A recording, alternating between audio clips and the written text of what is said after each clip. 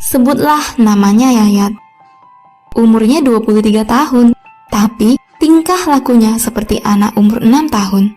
Dia mengalami sindrom Down sejak bayi.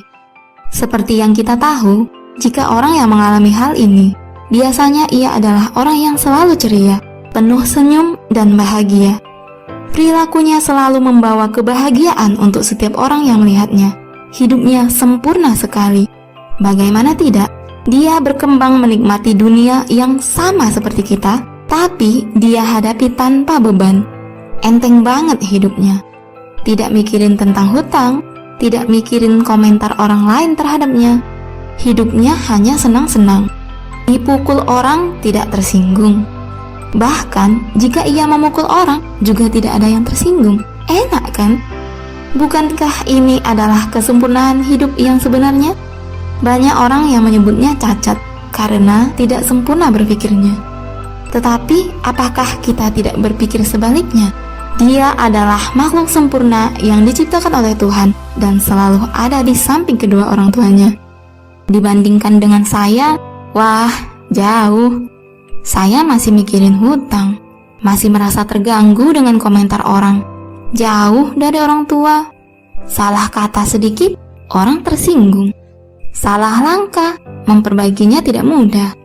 Jika Yayat berada di keramaian orang, tingkah lakunya selalu membawa kebahagiaan di sana. Ada yang mengatakan bahwa Yayat adalah malaikat Tuhan. Seringkali kita menatap dunia dengan pandangan yang tidak tepat. Orang sempurna kita bilang cacat.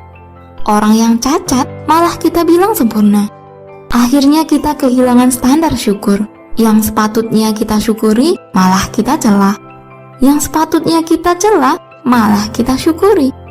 Banyak di antara kita yang merasa hidupnya sedang berada di bawah, lalu merasa rendah, merasa bangkrut, merasa gagal.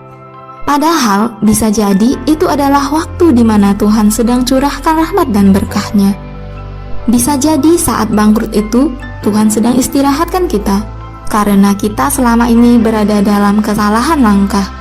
Tuhan bangkrutkan sejenak agar kita bisa melihat jalan lain yang lebih sehat, lebih baik dan lebih sempurna. Karena standar kita yang baik itu adalah sukses, maka bangkrut adalah keadaan yang tidak kita senangi. Padahal bisa jadi bangkrut itulah awal kesuksesan kita. Jalan paling aman akhirnya memilih untuk melihat bahwa hidup ini sudah sempurna, apapun keadaannya. Karena memang begitu, tidak ada orang cacat di dunia ini. Semua sudah sempurna. Maka setiap detik-detik kehidupan kita pun semua sudah sempurna, tanpa cacat.